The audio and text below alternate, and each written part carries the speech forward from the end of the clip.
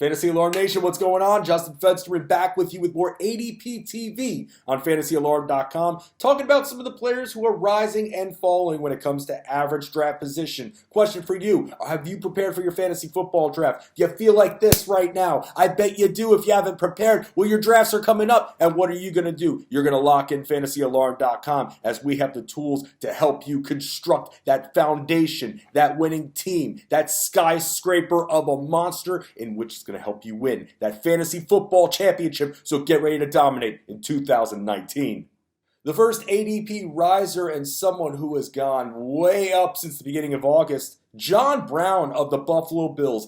I get it, it's Buffalo, it's not fun, but wait, Josh Allen was productive in the second half of the season, especially at the end of last season. John Brown's the number one guy at this point. Who's taking targets away from him? They're already dealing with injuries, especially at the tight end spot too. And also, let's not forget that Cole Beasley is really the only other option at this point. You look up and down the list, you don't see any threats. What's going to happen with their run game? We don't know. Allen's going to have to throw at some point. John Brown going up 19 spots. I think people just realize, who can I get towards the ends of my drafts and auctions? And that is John Brown. John Brown up 19 spots since the beginning of August. That's what happens when it comes to a number one wide receiver, even on a weaker team. Not Miami weak when it comes to fantasy potential for the receivers, but still plenty weak. John Brown, get him for a buck or two in your auctions. He is still the number one, and he has risen 19 spots since the beginning of August.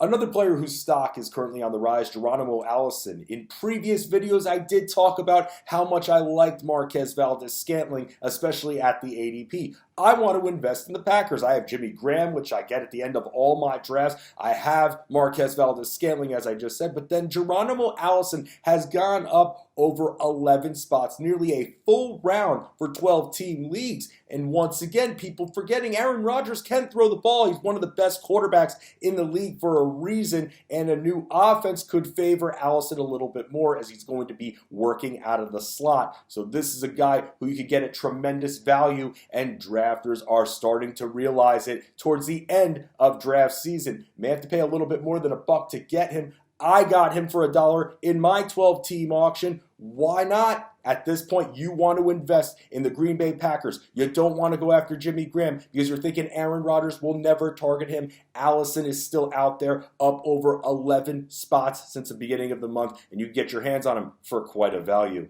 Let's talk about a player whose stock has been plummeting since the beginning of the month, and that is Dallas Goedert. A lot of fantasy players think that the Eagles will be running a ton of two tight end sets. Zach Ertz still there. Let's not forget about that, and he'll be plenty involved once again in the Eagles offense. But I think others forgot that this team actually has a receiving core.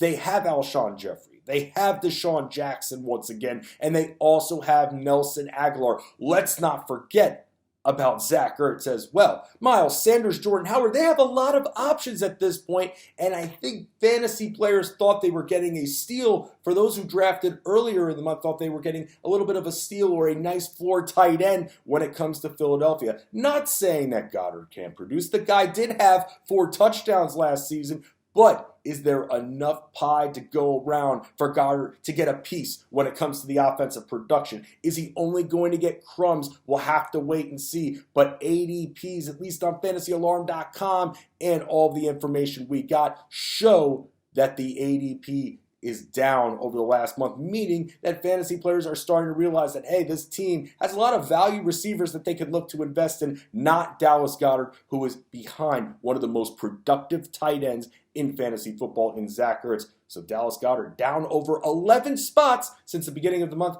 Can't be that surprised by that.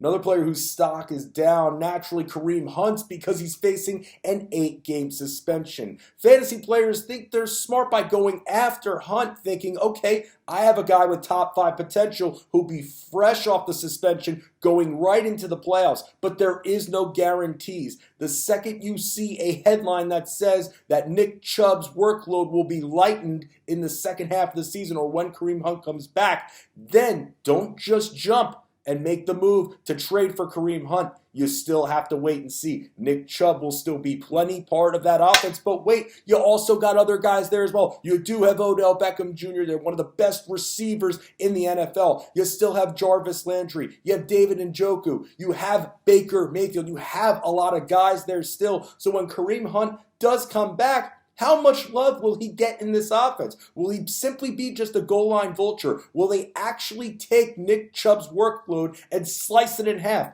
Depends on their record. A lot can change by then. So if they're over 500, do they stick with Nick Chubb? For some reason, if they're under 500, do they abandon him a little bit, go with Kareem Hunt? That's something that's way too hard for us to predict at this point. And now, late in draft season, fantasy football players are starting to believe that you're still paying 10th round value for this guy. You talk about getting your handcuffs, that's one thing. But standalone value for a guy who we don't know about the role in the offense going in. We're not going to be seeing him until week 10, and fantasy football players are not going to be that patient, especially if they're paying 9th round value. Now you get him in the 10th, he's gone down over 7 spots, and while that's still decent value, if you think this guy who you were once picking in the top 5 will come through and all of a sudden score 15 points a week with Nick Chubb still there and all those offensive weapons, that is totally your call. But the reason his ADP is going down is not only because of the suspension, we just don't know what his exact role will be in this Browns offense, and we all will just have to wait and see.